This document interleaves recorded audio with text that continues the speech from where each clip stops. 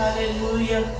Aming Diyos sa mandakila sa lahat, sa pangalan po ng aming Panginoong Jesus, sama-sama po kami, Panginoon, nagpapakumbaba sa iyong harapan sa mga oras na ito. Kami patuloy na humihingi ng iyong habag at awa, Panginoon, lalo na sa mga huling araw na ito. Tulungan mo kami, Panginoon, na kami ay malinis na banal na dugo ng aming Panginoong Jesus. Humingi po kami ng tawad sa bawat kasalanan na aming nagawa. Tunay, Lord, na wala po kaming maitatago sa iyo.